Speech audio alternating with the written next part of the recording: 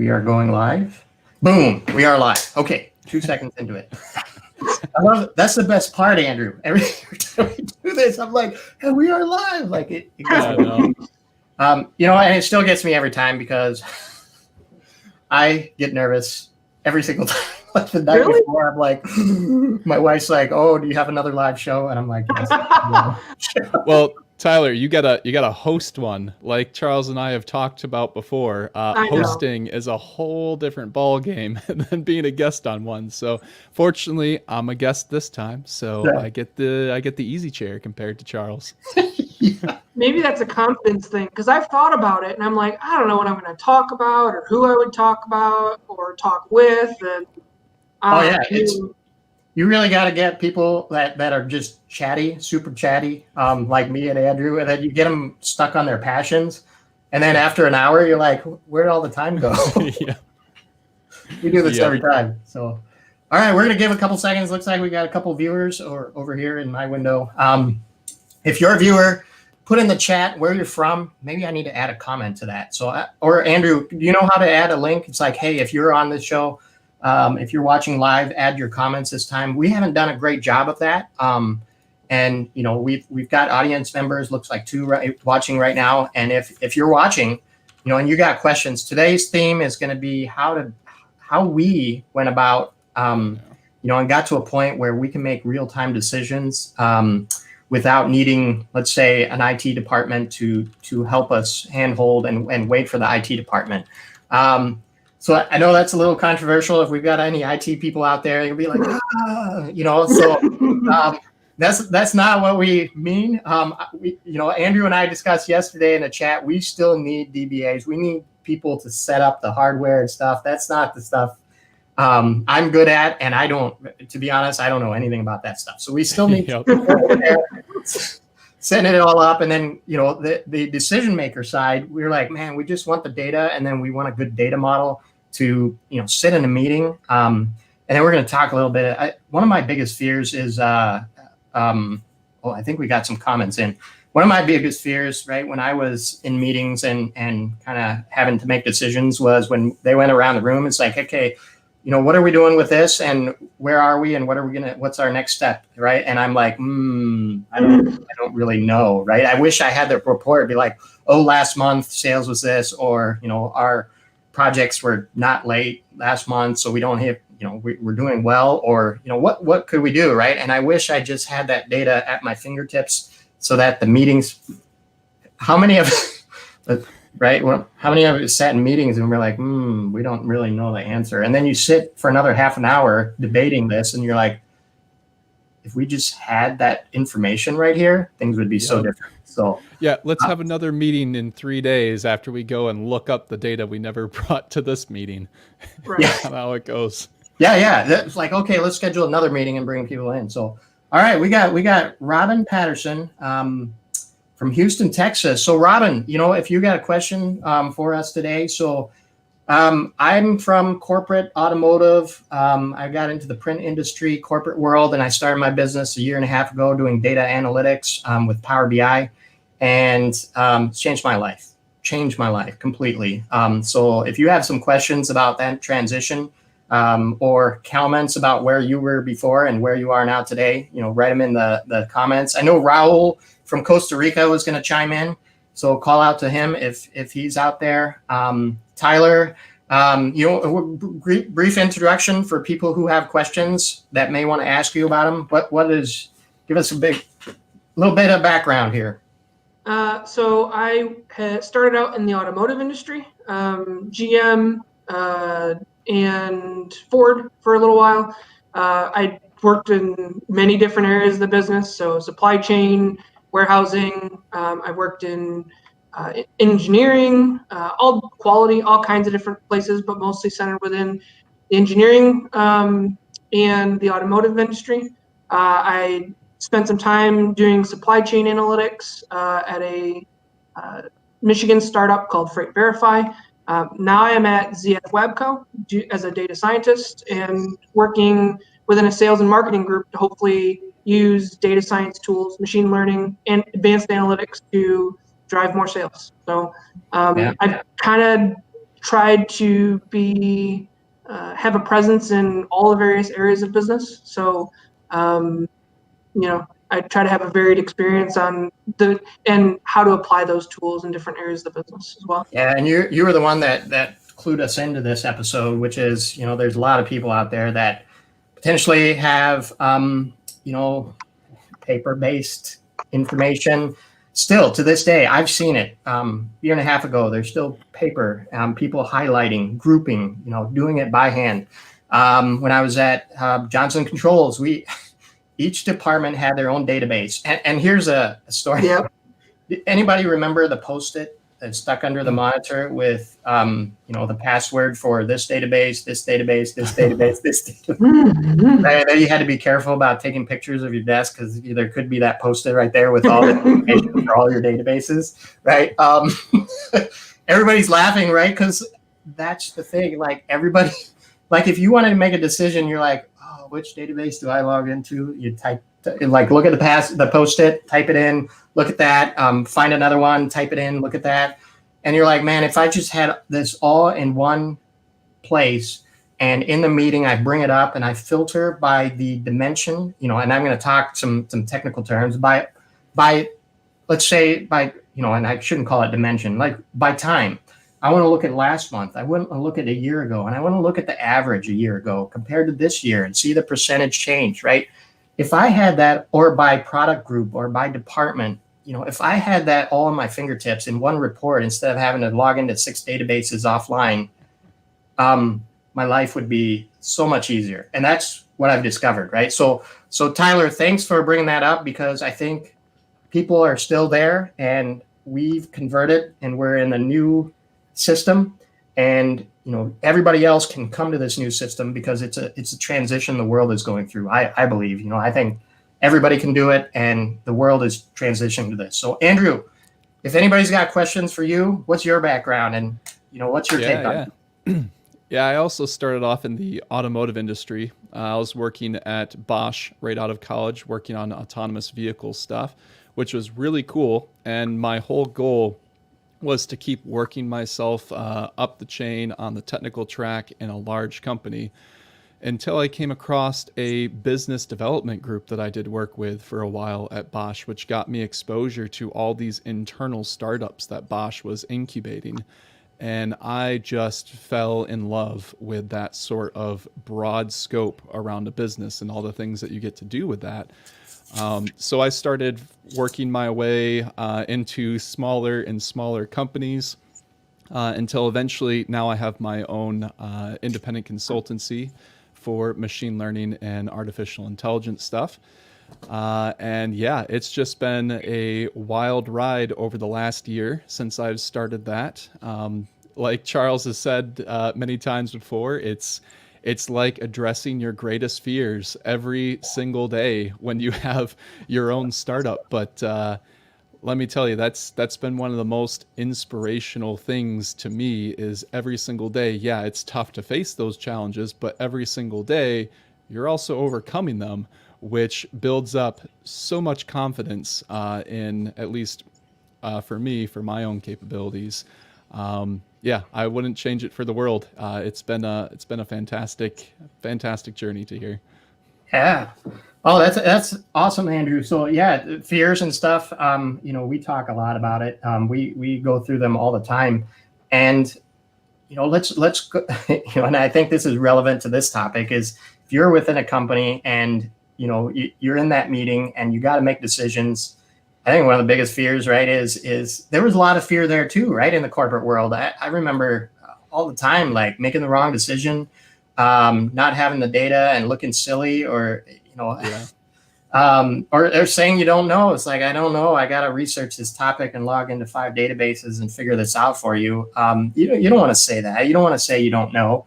I think, and as a business leader, as you move up the ladder, right, there's more and more expectation that you know the answer. And, and then you rely on your team. You're like, hey, and then you start delegating and you're like, hey, give me good data.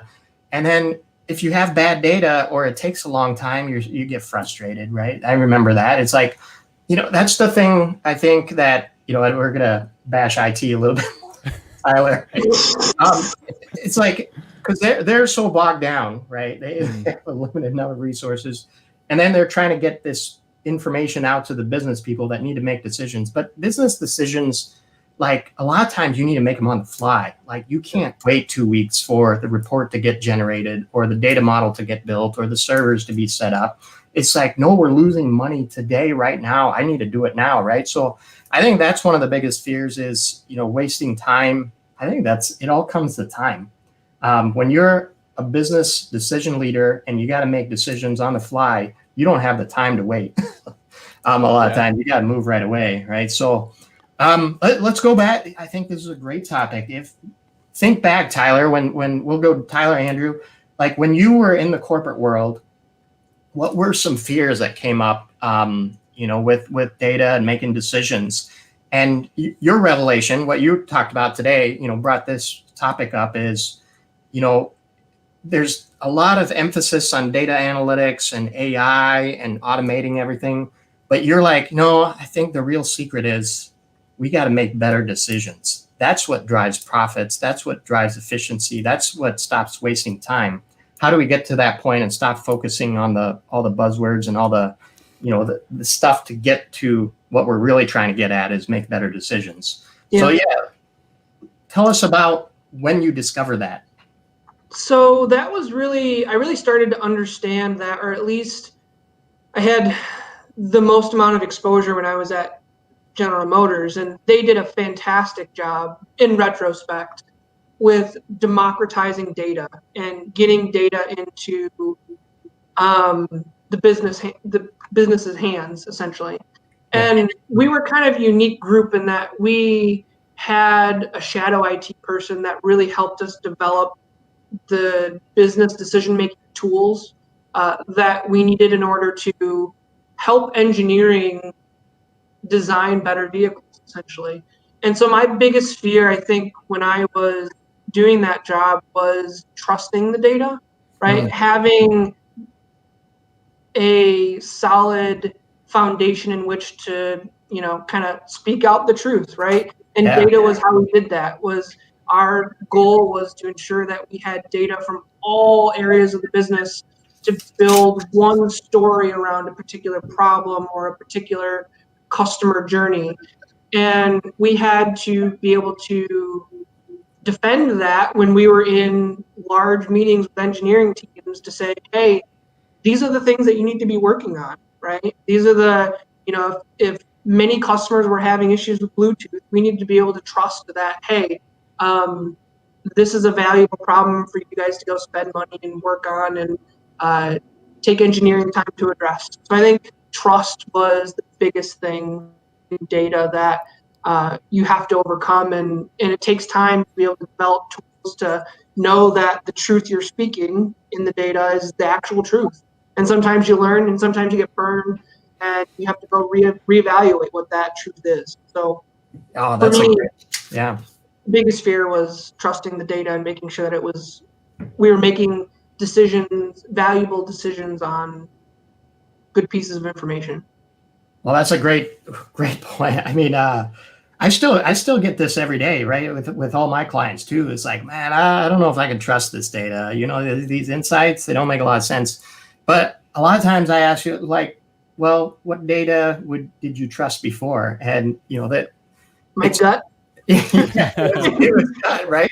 So it's interesting. Like, even though they have data now that gives them some insights, they don't trust it, and there's this gut thing that's still there, and you're like, it just feels wrong that this insight came out, and so there's there's kind of a natural stage in all data projects where you have to overcome the trust. And I think if you have a good data modeler that understands, here's your before, here's your after, and if there's anything you don't trust, let's dig into the data and figure out why, it's wrong, or if it is right, let's prove it out and, study this, right?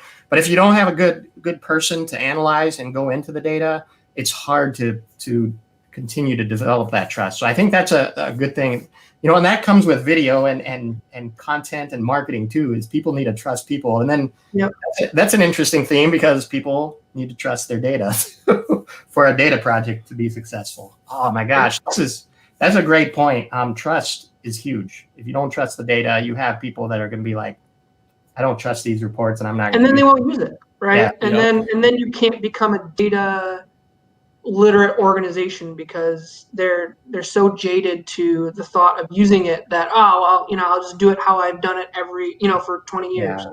And organizations are still run by a generation that didn't have all the tools that we have today, right? So that's a good point. Yeah. It's getting them to really understand that we have tools and processes and things of that nature to go get a better understanding of our world.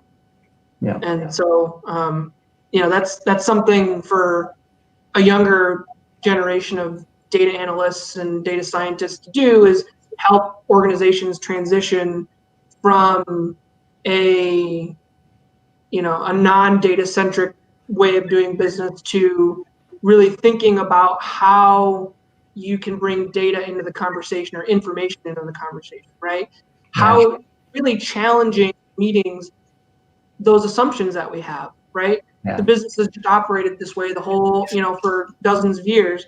Well, how do we know that? Are we sure? Other than just the experiential analysis that we typically do. Right. Oh, that's a great point. We're transitioning. There's an older generation that's transitioning. They may have a little more distrust. We are coming here. We're kind of the bridge builders, in that we know how powerful this is, and let's help everybody get to the other side of the bridge, and the world becomes a more efficient place, and we can help you trust your data too. Yep. Yeah, if you don't study your data, you don't collect it in the first place, you'll never get there, right? And you don't analyze it. So you got to take that step of analyzing the data and then pushing through to get to the trust. Andrew, so yeah, this is great stuff already, man. We are hitting it off with a big bang. So think back to your corporate world.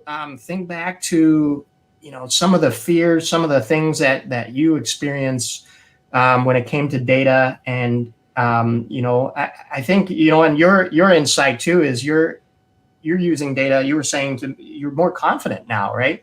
I think. Yeah. What did that play a fact when you were back in the corporate world? Did data help you become more confident? I probably have a couple stories, but I started collecting data. I started analyzing data, and then I went into meetings and I was like, I know this is the answer because I have all the data right here. And you become, in a way, very powerful with data, and almost too powerful. You have to you got to use this wisely, right? Because it is very, very powerful. And this is for the audience members out there who are, looking at data. If you're a business decision leader and you've been relying on gut before, but you're willing to embrace this new world of data, the power and influence with data is just incredible, right? And that's, Andrew, I'm glad you brought up the fear and confidence thing, because data has helped me overcome a lot of fears and taken me a new direction in my life. And I'm so much more confident because I know I have the data to say, this is the direction I want to take, and I know it's this way, right? So go ahead. Yeah. I feel like if you were to present your ideas and thoughts without that backup data, we discussed that being more of like a gut feel. And when people don't necessarily agree with it, it can often be internalized as like, they don't think I'm smart, right? Or maybe I do have this wrong, right? Whereas if you have data that's supporting the sort of decisions or ideas that you're presenting, it doesn't become a conversation about what's going on in your brain. It becomes a conversation about what's on the table in front of you. And it's entirely possible that the data that you have could be wrong. The way it was collected or how it was reported and aggregated, like there's so many different things that can go wrong with that data that I'm really glad Tyler was bringing up the whole idea of trusting your data, because trust and transparency to me are very, very closely linked. And to get to that point where you have data you trust, there's honestly a good amount of work that goes into understanding what's actually going on in your business. And I've sometimes when I talk to clients about this, about spending time understanding the processes and where the data comes from, you get this gut reaction of like, well, I know my business. I've been running it just fine so far, and we've got data. What seems to be a problem? Let's put these things together. And what's really interesting to me is every time that I've pushed back a little bit and we go through and we start visualizing the processes in which data is created, business leaders often find out that there's some implicit assumptions that they have about how their business operates that just wasn't true, right? And that's where you get these sort of ideas of what the insights are going to tell you. And then when you see the data for the first time and they don't line up, you go, I don't trust this insight because it doesn't fit my mental model of how my business runs. So yeah, all of this stuff coming back to, I think if you want to be able to have conversations about the business instead of about your own sort of intelligence or opinions or worth to the company, it pays dividends to look into your business and start understanding what we call the provenance of your data, right? Where does that data come from? How is it getting generated? And what more could we add to this data? Or even better yet, what data don't we need? Because a lot of companies have a lot of data that they don't necessarily need or aren't even using. And sometimes that can bog down when you're trying to analyze a whole bunch of it. And I think the trust and transparency thing comes from also, and you mentioned this, but where it comes from, right? So when we talked about the democratization of data and how great that is, there's also kind of this unintended consequence where you have people using data that inappropriately, right? And they don't know where it comes from or how it was developed. And I bet you that data set was probably built in a silo, right? There was some very loose requirements that were given to a data engineer to stuff inside of a cube or whatever, or Cognos for someone to be able to go get. And it's extremely important to have some sort of documentation in order to back up that trust, right? And for people to be able to reference and ensure that they're using the data appropriately and making decisions off of that data appropriately. So it's kind of on the business to ask those questions, right? If someone says, hey, here's the data, here's the location of a data source, go ahead and start using it to make business decisions. Well, you really have to make sure that you understand what transformations they did, where they got that, what database that come from. It's really important to, if we're going to have data literate cultures or data literate organizations, we have to constantly be questioning and making sure that we are documenting those things and making it easy for people to understand where certain data sets come from. Yeah, and that data literacy is so important. I think there's an aspirational component to this for business leaders, and it goes to a little bit of what Charles was talking about earlier, where a lot of this just comes down to time, right?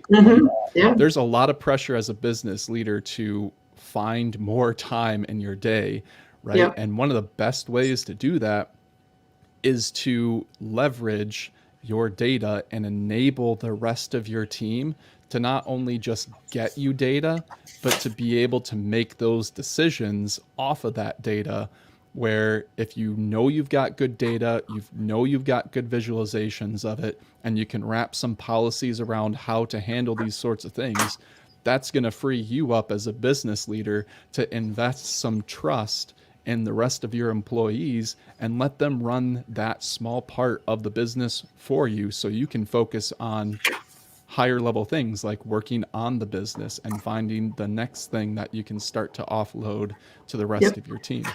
Yeah, no, great point. Time, you want to get that back if you can, especially a decision leader. About how do we get more time in your day? I know. Oh my gosh, I'm just gonna. You guys, you probably have with GM and Siemens. You get to work, you look at your schedule, and you're like, I've got 8 hours and I've got 9 meetings. And all of them are an hour. Where is there an hour or half an hour or 10 minutes to do my work, right? So time, I know from the corporate world is a huge thing, and data will enable you to get back some of that time and cut out those meetings where you discuss, how you want to schedule more meetings to make a decision. And you should just get in there, say, we're going to make a decision. We're going to pull up the data, look at the data, then make the decision and move forward, right? And make some progress. So I'm just going to do a quick break and recognize, this has been a tough year, but what's I have hope, and I just, thanks Tyler and Andrew for being a part of this, these live shows. We've done 6 or 7 of these, right? And it's allowed me to connect with you guys and the audience. We're probably connecting with audience members, and if you're out there, Rosa, I forget where you were. Let us know where you are if you're in the audience and if you have any questions. But these live shows have been the world to me because I've been able to, out of my basement, connect with people all over the world. So there is hope in connection. Also, I want to talk a little bit about, so once one person in the corporation gets data, right? And this is kind of going back to the business leader's mindset. And Tyler, you have a story that I want to bring up is, all right, you have a department, they're dabbling in Power BI or Tableau or something, and they come up with these big insights, and you're like, wow, I've got the rest of the company that's using legacy databases. It's DOS-based. You got to log in, type in a bunch of commands. And you got some people working on paper, someone working in Google Sheets. But you got this guy, and he's figured it out. He's got this dashboard and integrates 5 different databases. He's making decisions. How do I get the rest of the company to follow him? And I don't know if you initiated, Tyler, but you talked about a roadshow, right? And now that I'm into marketing and content marketing and learning how to tell your story, I thought that was brilliant because you said at GM, you went on I believe it was a GM, right? Was it GM? Yeah. You went on a roadshow and shared that story, right? And you probably got support from your management. Somebody said, look at what Tyler's doing. He's making insights. He's making a change. He's making an impact. But I think that person and you understood it doesn't help if it's just in one silo in 2 different people's heads. You got to get that out to the world, right? So talk a little bit about that, about how you spread, how you changed the culture, right? Or you told a story and you demoed it. You showed examples of how data could change people's lives, right? So that, I think, is huge because you were, you took the logic, you took the data, but I think you had an emotional aspect where you were like, wow, I'm going on a roadshow, I'm telling people, and I'm changing the culture. You're making change. If you listen to some of the Seth Godin's stuff, that's what marketing is producing change. How do you change a company? And I think that's a big thing. So I think the biggest thing for me and for kind of the drive behind it was we knew that we could improve customer experiences, right? That was the whole, I was in infotainment at the time, and so we worked on radios and screens and kind of how you interact with the vehicle. And so we knew that this data was representative of what our customers were feeling, right? And sometimes you can be so removed from what the customer actually experiences in the product that you lose sight of why you're actually collecting the data to begin with.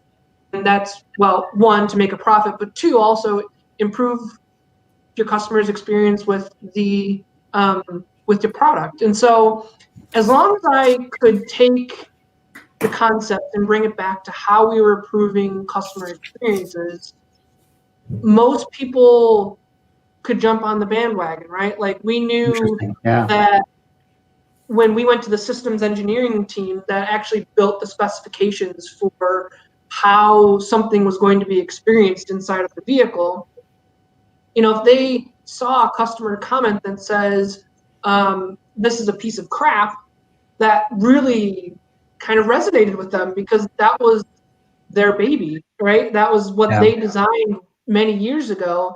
And to find and see data or information that helped them understand, hey, we need to work on this. That was really, I think, what was the most powerful aspect of it, was getting them to see kind of the data in action.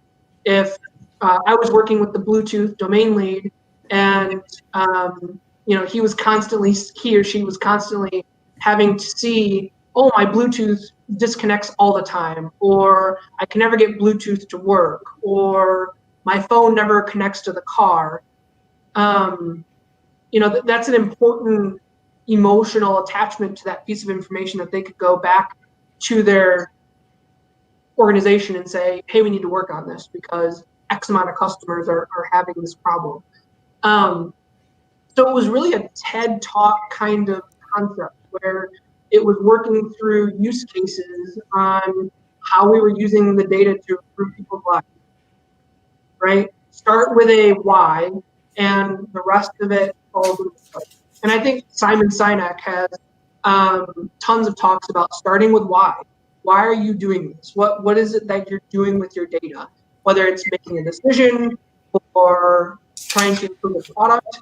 If you start with why and understand what you're doing, then it becomes very easy to talk about how data helps improve business outcomes. So Yeah. the Roadshow was really just a collection of me going around talking about how data can help these teams improve products. It was as simple as that. And Wow. that was really what we wanted to do anyways.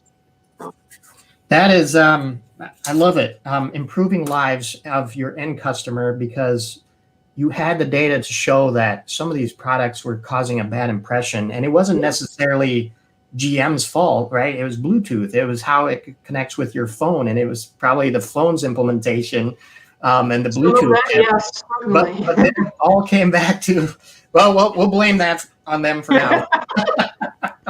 But it reflected, and it was bad for the end customer, right? They were like, I'm having a terrible experience. Improve my life. Give me the impact of Bluetooth technology. And you gained that insight, and then you went around and sold other other departments. Like, look at this. We are able to see how the customer is experiencing our product. We can improve this and change their lives with this data. Oh my gosh, that's incredible. And I have a quick story before we go to you, Andrew. Is I remember, at previous place I worked, we had one department that was, just getting stuff in, first out. They would address it, boom, boom, boom, boom, boom. And they were always getting yelled at. It's like, why aren't you done with this? And they're like, well, it's fifth on my list.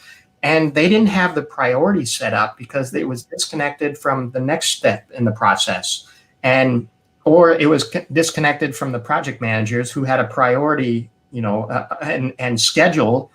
Some of it was due before other projects, but they didn't have any visibility into that. So they just marched down, and then they were just getting yelled at, and their quality of life was just terrible because they were all getting blamed for being late. And they're like, well, nobody told us this was the next one that was important because it's going out tomorrow.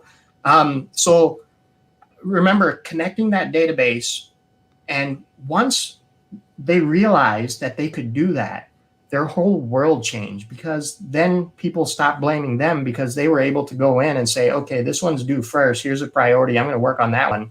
Then everybody was happy with them because they got access to that data and it was all connected together, right? And so that was a story that I could share with the rest of the company. It's like, look, I know you've been yelled at. It may not be your fault, but it's the fault of the data not being connected. So let me show you. And here's an example of another department that had the same issue, and we solved their issue, and they didn't get blamed anymore. They weren't yelled at anymore, right? And when you have a story like that to tell, and you can improve somebody's life internally, or Tyler, in your case, externally, I mean, it changes everything, right? Because people don't want to be yelled at.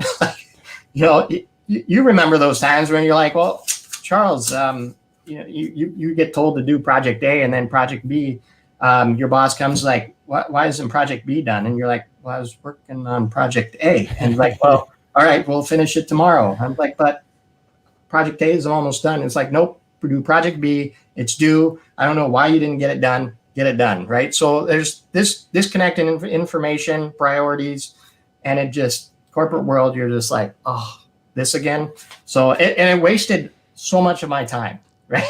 Yeah. So going back to the time thing, man, if I just finished that and then I come to this, or if somebody told me that B was more important, I could have worked on that and got this done a week ago. But now because there's this, so that's an interesting one. So Andrew, let's go to that.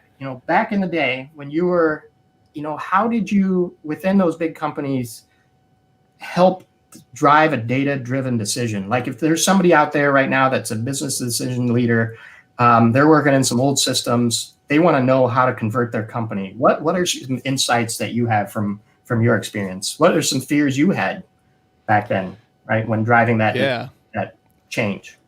Yeah, so in the more corporate world, I'd say it's a little bit different than what I've been doing more recently. So in the corporate world, there was a project that I was working on. We were looking to do an acquisition of an engineering system. And the question that I was posed was, is this engineering system good? Right? Like they wanted to know if they were buying a good system. And it was really hard for them to qualify what they meant by that. And we spent a couple of months just going back and forth trying to nail down some sort of technical decision about what did good mean. Because there was a large disconnect between the business side, which was focused on the dollars and cents of how much this acquisition should cost them, when they were going to get a return on that investment, et cetera, and the technical side, which was looking at problems like, okay, the system gives me all these different pieces of information. How specifically accurate are they in certain conditions? Are there instances where things are way off, right? Those are two very different domain languages, and trying to bridge that gap took us months, because at the time I didn't understand how important that role in bridging that sort of departmental difference really is to using your data effectively.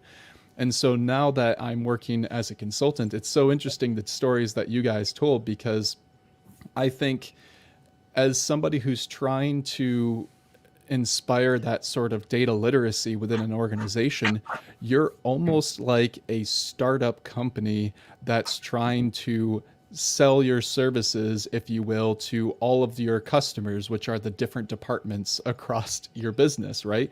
Yeah. And the one of the reasons why that clicks in my brain is one of the startups that I worked with. They found an opportunity where there was all of their customers had maintenance on their equipment, and they would just pay the bill thinking this is how much maintenance costs, because they don't have their equipment breaking down all the time. It's actually somewhat rare, but they have enough pieces that it's a frequent enough process, but they have no idea what a repair should cost. And so the startup, what they did is they collected the invoices from all of these different customers, aggregated up that information, and then made that aggregate available, excuse me, to their customers to say, hey, you're overpaying for this stuff, or no, you guys are right on track. And that confidence boost could help those businesses change the way that they did maintenance within their company. Instead of having to wait and be reactive, they could start planning on, I know this piece of equipment usually breaks down once every 2 years and the repair costs this much, so I'm going to start setting aside capital to deal with that, right? And so I think having that sort of mentality internally in a large company, where it's like some of the greatest opportunities you have with data aren't necessarily within one department. It's when departments are trying to mix their information. And sometimes that can be hard to break into because you're not in a position to start talking across departments. So that's where I think finding something small within your own department to give some sort of visualization, and then doing the road tour like Tyler did, or at least leveraging your contacts in other departments and seeing if there's something small you can help them with, will help build up that influence that you have to be able to start looking across department and finding those highly valuable problems that are often really, really simple at first to be able to just, boom, have an impact right off the bat. Yeah, the first chart that I ever showed, it was just a basic Pareto chart. That's all it did to understand the breadth of the very systemic problems that we had. That's almost as simple as it needs to be to get a point across in many situations. It's the basic bar chart. and a time series. You can demonstrate a problem or a category over time, and if it becomes enough of a problem or if it shows enough of a trend, you can make a decision off of it. What do we do next, right? So I think it doesn't have to be complicated, but yeah, one of the simplest things to communicate is a very basic bar chart, and you've already started on a very long journey of getting people engaged with data. That's so amazing. I got 2 points. Well, when you guys talk, I'm like coming up with 10,000 ideas. So keep it simple. What's amazing is one of the fears I hear from a lot of clients, and I know I had this too, is when I first started my first few visualizations, whether Excel or Power BI or whatever, I remember they looked terrible. They were, just basic bar charts. And I think, Tyler, your point of, let me move. I'm still getting used to moving, pictures around. But your point of keep it simple, keep it on why, and there's going to be huge value out of some of these bar charts, even though it doesn't look professional. I think that's one of the fears that kept me from moving forward was I don't know how to make this pretty, and I was missing the point completely, which was the content was going to save the company tens of thousands of dollars, and somebody's life was going to get better in this department because I was giving them priorities, right? But I had an internal fear of, man, this doesn't look good. What if somebody judges but this is a real fear because I hear that in a lot of people that create visualizations. It's like, I'm a beginner. I'm not great at visualizations. My visualizations look terrible. It's like, you got to focus on your why and what it means to that, the company and that department and the impact you're going to change. You can change somebody's life with a simple bar chart versus having a fancy overdone, filters all over the place, right? I've seen those too, where I'm like, wow, this is a beautiful chart, lots of great colors, but you know what? I don't even know what to click to get to the decision I want, and get the data out there. So no, that's a great point. And Andrew, I don't know, maybe you discuss this or not, but cost is something that, or fear of new technology and cost and implementing something new, just change. And I know cost comes in, especially with Power BI, a lot. People are like, oh, Power BI, Microsoft product, this is going to cost me $10,000, right? And, we're going to sign up for a subscription. And then what if we don't use it? I know this is a fear that comes up a lot. And the way I did it, my personal experience is Power BI desktop is free. And it gets me every time I say that. It's like, it's free, you download it, and it's a beautiful strategy by Microsoft because it gets you hooked and you see the power of it. You get to experiment on your own data. And they understood, I think the next step was the data in your own hands, in your own world is kind of not very useful. You want that data insight to change the rest of the company. So now you got to email that as a PBIX, right? And then that's still contained, and the other person has to install the software, et cetera, et cetera. So then they're like, okay, you can put it on our cloud service and share with anybody within your company if they have a license for $10 a month, right? And so there's still some people that are like, $10 a month? Oh, that's over years, and that's a subscription. I don't know about that. But they missed the point there too, I think, where there's tens of thousands of dollars in savings from these insights.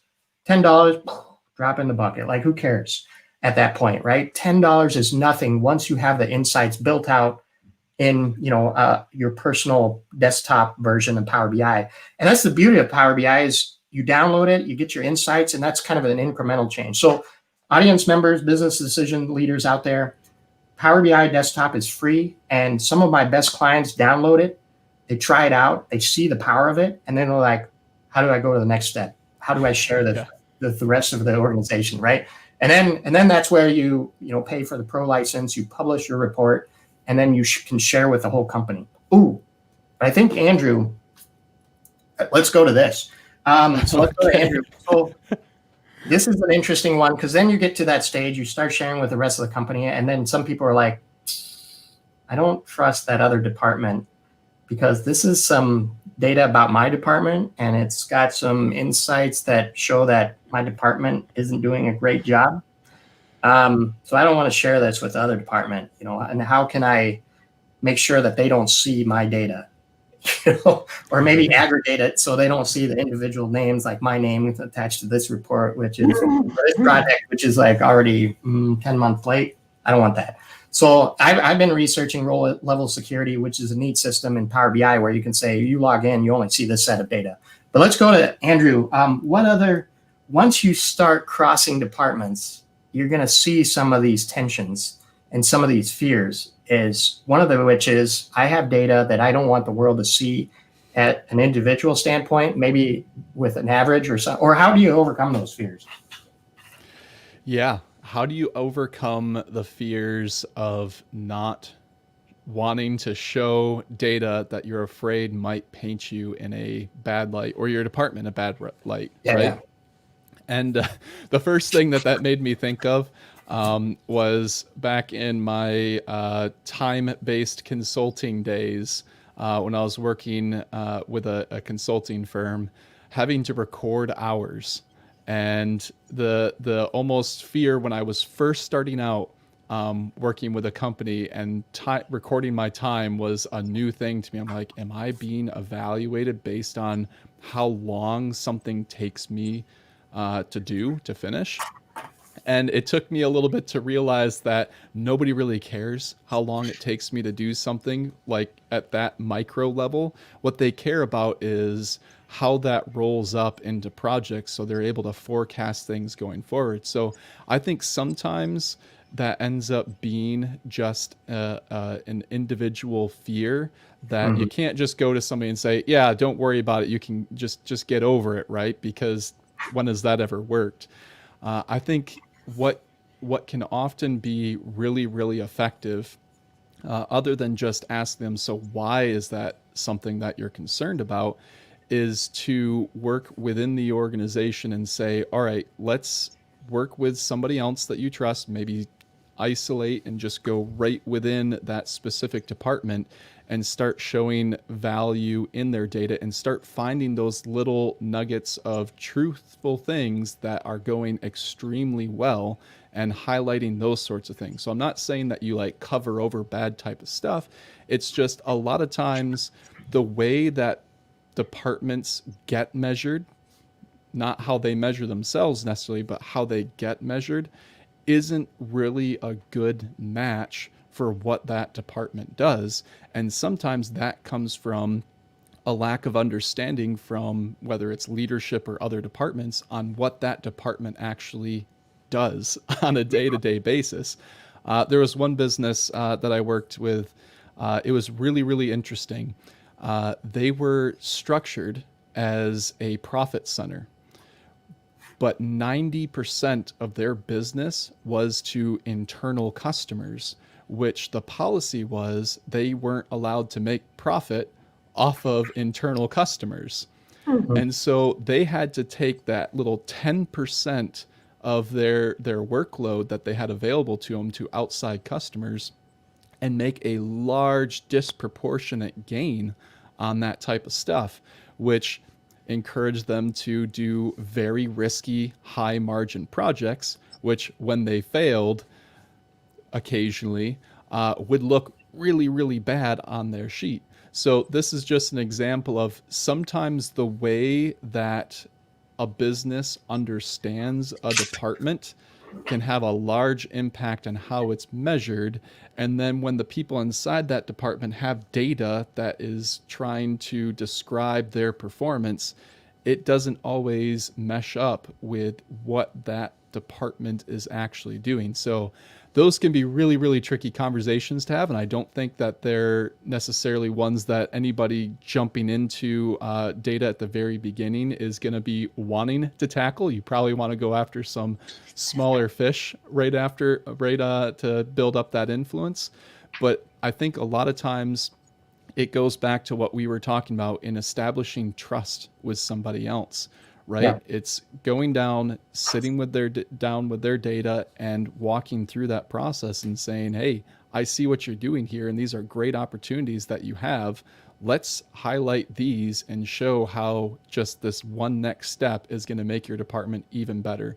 Because I don't know about you guys, but most of the business leaders that I've come across, and when I'm working within Deos Contemporary Ballet, the ballet startup my wife and I have, it's really easy as a business leader to say, if things are getting better, that's all I care about, right?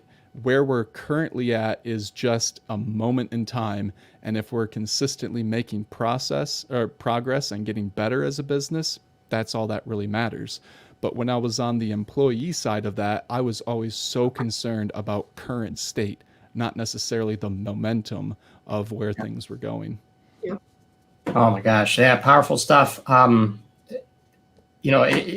From an individual standpoint and a business leader standpoint, those are the trust has to be there. The trust from the leadership that they are using the data to help improve the individuals' lives and make save them time and stuff. And if the trust isn't there, that is very deep, and maybe we could do a whole episode on that. But Tyler, let's go to you real quick. So, I want to understand, you came up with this video, topic once again, and based on your experience from, in the past at GM and any other company, what is it about there's certain business leaders that are just, embrace data, or maybe they change to embrace data, and you've experienced some of that, I think. Is there a characteristic? What's different about people that embrace data? What is different about these business leaders that see it? Why do they see it, do you think? What is, and your point too about, they don't necessarily say just bring in AI and data analytics. They say they understand the why, it seems. And maybe that's an interesting point, is what is it about certain people that understand the why first? Is it because they watch Simon Sinek, or they just understand how to drive, to influence, to market, and they say, what really drives people is impact and change? I mean, I'm just talking, but is that the difference with these people, or what do you see in the business leaders that embrace data in the new way, right? Oh, and here we got a comment too, and maybe this will lead it. So Adam, thanks for your comment. The key to buying is that it has to happen to be solicited all levels simultaneously. The owner is sold on a high level, and the grassroots employee is sold on how it'll make their lives easier. Big thanks to Raul for helping me walk this journey. So yeah, good point. You kind of want everybody on the same level to trust each other, but what makes some of these business leaders different? I think one of the most influential managers that I've had that really kind of got me on the data analytics bug was someone, he was extremely detail oriented and really loved to measure things. He loved this concept called REDX, and it was a problem solving methodology taught at General Motors. And the whole concept was being able to measure the problem and be able to identify contrast and contrast and measurements, right? And if you could do that, I mean, you had a whole data set on how you could identify where certain problems lied, and data was simply a means to an end, right? It was a way to gather information and influence people. And to me, those are the really transformative people in the business, is that they treat it as a tool. It's not an end-all be-all. It's a method of getting influence in an organization to be able to solve problems. And so he also was I think he was also very good at systems engineering. So understanding how various things interact, and understand how these inputs would impact these outputs.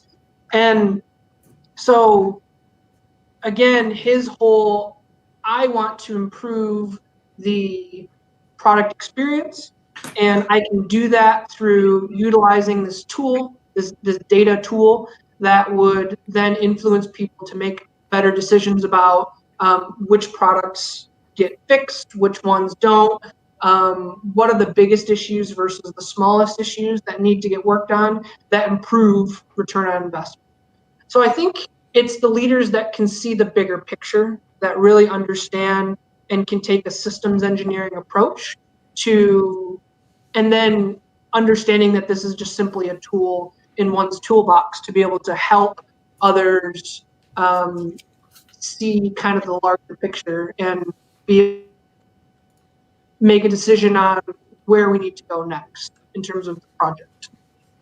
So that was probably my most influential person to really get me along how data can change lives and improve products. No, that's a great answer. I think, I come from a systems engineering and project management background, and thinking, while you were talking, I think the biggest influence for me was being in those departments and seeing all the problems that occur cross boundaries, cross silos. And Andrew, this jumps into your whole discussion is there's so many problems when you mix data from different departments and people measure things in different ways. And sometimes it's the wrong metric. But when you blend the data, when you blend the information, like you said, Tyler, and you have somebody that understands, holistically as a company, if you blend that data, you can solve the communication problems, the data integration problems, and you can make better decisions when it's all brought together. And I think, for me, Power BI was that solution. Like Excel is still silo based.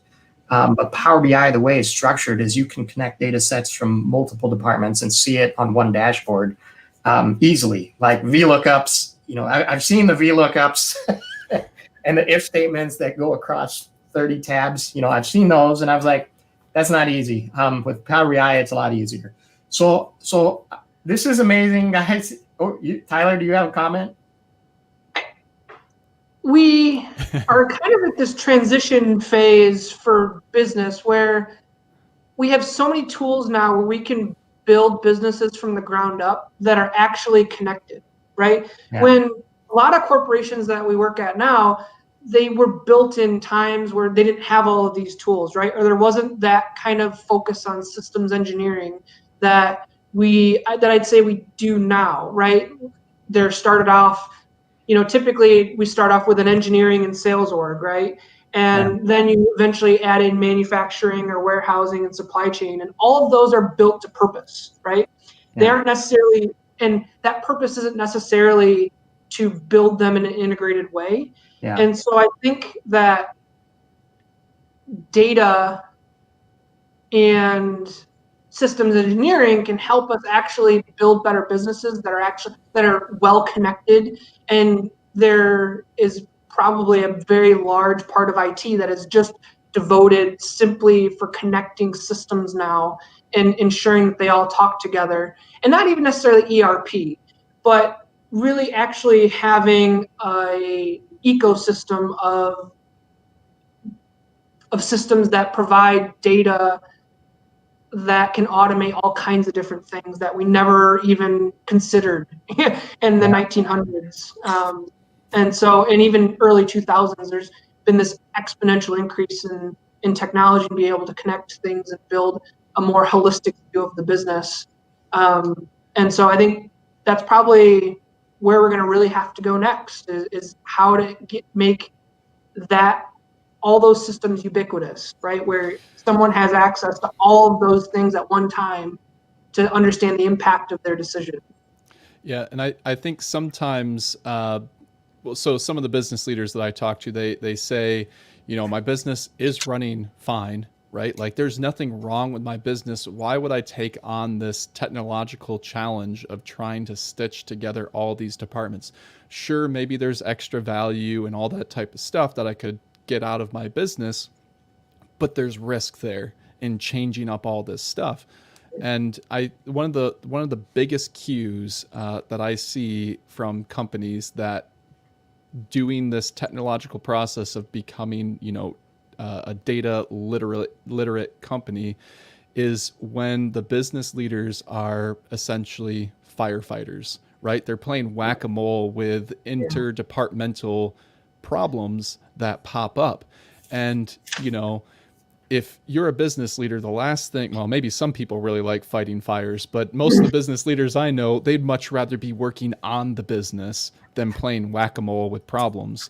Yeah. And if that's the environment that you find yourself in as a business leader, that's what this sort of data literacy can bring to your organization, is enabling your departments and your employees to have the data, have the visualizations, and you are able to put these policies in place that lets them handle all of these issues. That way you can focus on the business itself instead of all of the fires that come up when departments try to interact.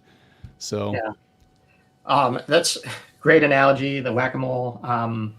I've been there. I've seen companies like that. I've seen group managers play whack-a-mole, right? Yeah. And I've seen different styles of playing whack-a-mole, but I think that's interesting. So when you're in a silo or you manage a silo, that's your world. That's the problems you address. When you're in a systems engineering or a C-level or director level, your realm of problems goes across the whole company. And when Tyler and like Andrew, you said too, it's a different mindset, because you're looking at integration and communication problems across the organization. And when you find that one person, that one business leader that says, there's got to be a better way, I'm tired of playing firefighter, and I want a different process, grab that person, because that person is going to take your company into the future and wipe out their competitors, because they've seen it. They've seen what we've seen, right? And so anyways, so we're at an hour and 1 minute. So once again, we have gone overboard. But I want to end this with, so let's put ourselves in the heads of a business leader. So you're a business leader out there and you've downloaded Power BI Desktop, or you have somebody in your organization that's proficient in, let's say, Python, and they're looking at data and they're looking at databases and they're mining the data, right? And you can see it. You're one of these people on the cusp of like, man, I'm going to take this company and I'm going to get all this influence and I'm going to change this company and turn it. Or maybe they don't have somebody yet. They've downloaded Power BI Desktop. They've dabbled in Python. They're like, I see this. How do you find a person with the right skill set to come into your company and help you change the company, right? Because a lot of business leaders don't have the time to figure out DAX, Python. They don't have time to write these scripts. They don't have the knowledge to write these scripts, but they've dabbled in it enough, or they know enough about it. They've listened to this video, for example, and they're like, how do I pick somebody to help me? And Adam says he's inspired. So thanks, Adam. We do this every 2 weeks. And, if you're interested, come join us. And we'll do this again.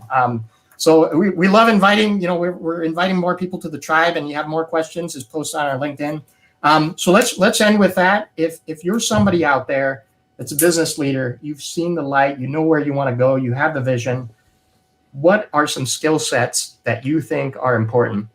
So I'm going to start out I think, a lot of people mistake IT. I think that's a different skill set. They were like, oh, I need somebody with deep IT, DBA, deep SQL, and I'm bringing them in. I almost think now there's business people that have gone down enough of the trail to understand how data can help them. Like you, Tyler, you and me have gotten into, and Andrew, you got into Python, and you've come kind of from engineering, systems engineering, et cetera, over here, right? So I think that's one thing, is people focus too much on bringing IT people over.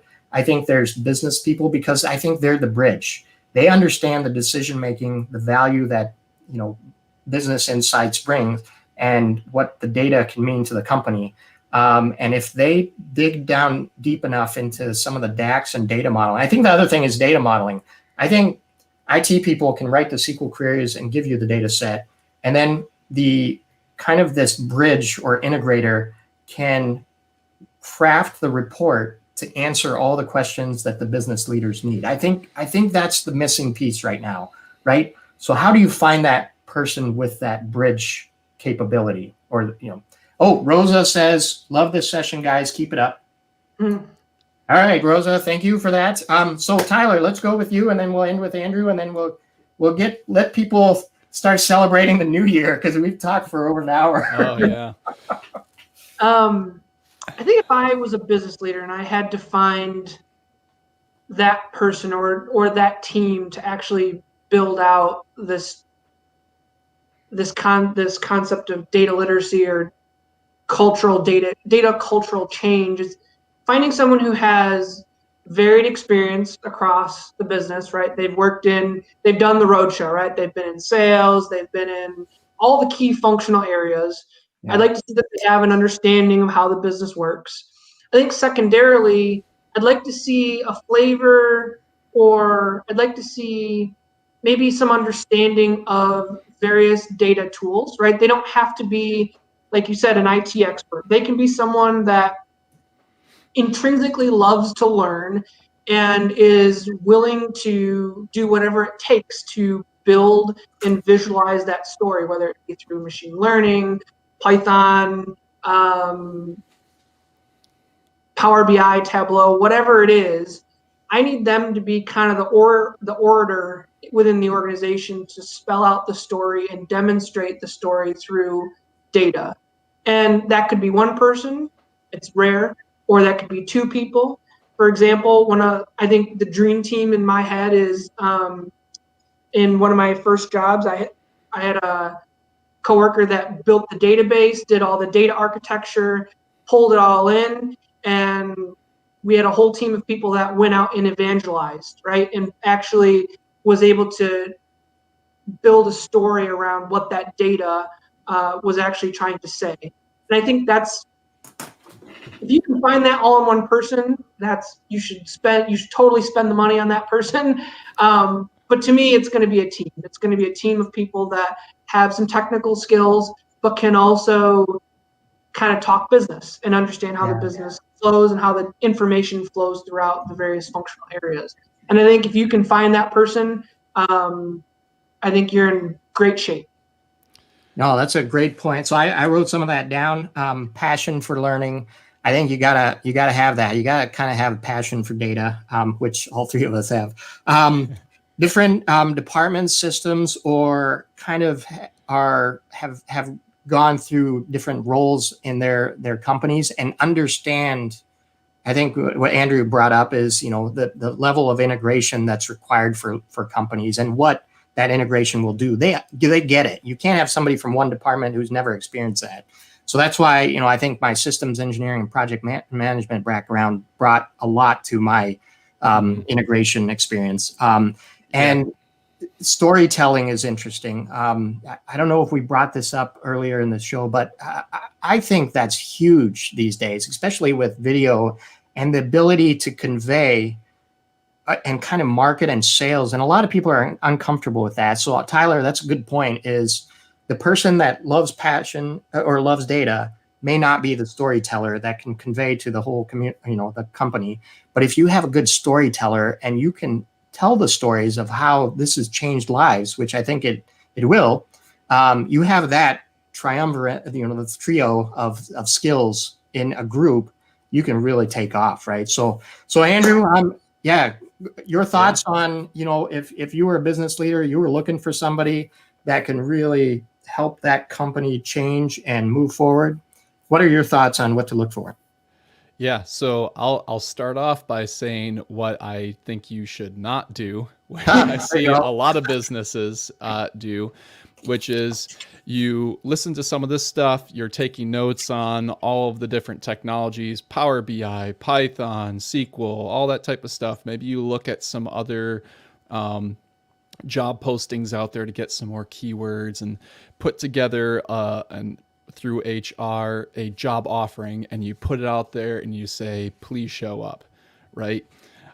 Just having a position description out there and listing all these keywords is something that comes much, much later. You're not going to find very many people that way, just because this is such an emergent sort of skill set that the people who tend to have this skill set have fallen into it from other things. Myself from Right. engineering, Charles from project management, Tyler from the business analyst side. So like there isn't necessarily like a clear career path that people are looking for these job descriptions, right? I think Tyler, you even mentioned you were looking around and like when you found a job description that matches what you were doing, like it almost gave you like insight of like, this is what I'm doing. Oh, that makes a lot more sense now. I didn't know this is where I was going to end up. Yep. So what I would recommend people do instead of just focus on that job description is to first engage with the data community. So one really great place to do that is LinkedIn. We are part of that community, and my encouragement to people of engaging with this community is it is such a welcoming, helpful, and mostly non-judgmental sort of group of where you're at in your journey. Because I can tell you one of my biggest fears when I struck it out on my own as a machine learning and AI sort of person was that there is so much opportunity. There's so many different tool sets. There's so many different techniques that you can apply that you think you need to know, but no one person can handle all of that stuff. So everybody's at a different stage in their development within this field. And so there's always somebody who's willing to come right alongside of you who has a little bit more experience in that, whether they're older than you or younger than you, and help you refine your understanding of not only who are you looking for and what skill sets you really need, but how those things can be applied. So being engaged in that community is going to help you understand and also in the end identify people who want to work on the problems with you. I can't tell you how many times I've seen people in the data profession who just by putting their work out there as they're doing stuff are landing jobs, whether they're a consultant or they're getting a change in job because they're being open about what they're learning and exploring and trying to accomplish, and people just jump on board with that stuff. So engage with the community is my short answer for how do you find the people that are going to help you transform your business. That is so true because, the irony is all three of us are working together, right, on a few projects. And we worked together in the past. It's like we just find each other and we're passionate about data. And then so you find one person in this data community. If you find one that's well connected, they have the resources and the connections to solve your holistic problem. Because it is so new that not one person knows everything. So join the community, engage with us, find us on LinkedIn, connect with us, and then we, ask us the questions, and then we can find the people that can help solve the problem if we can't solve it ourselves. And that's even just yesterday, I was talking with a person who is working currently as an engineer, is fallen in love with the power that data can bring to a business. And they were just asking me, how do I find a company that's going to hire me to do this stuff? And I was like, oh man, let me tell you how many different businesses are out there that are looking for a talent like yourself. Yes, you're early in this whole thing. You don't have the sort of depth of experience that some of us have been able to get, but there's a whole community around you supporting with that. So the talent is out there. The businesses are out there. We just got to help you find each other. I think engineering, the combination of engineering and data science is such a sweet spot because you have all of the knowledge of how to build a product or a machine or a tool, and to combine that with the data that's already out there. I don't know, that to me seems like one of a dream combination of skills and experiences, is to be able to design products tailored to what the data is saying you should build a product or how to build that particular product. I don't know. I think that's a pretty unique space to be in. Yeah, awesome, guys. So I'm going to end it here, but this is going to be posted on YouTube. We could keep going. No. People on the show were like, can they end it already? Rosa and Adam, thanks for tuning in for, I think, a long time.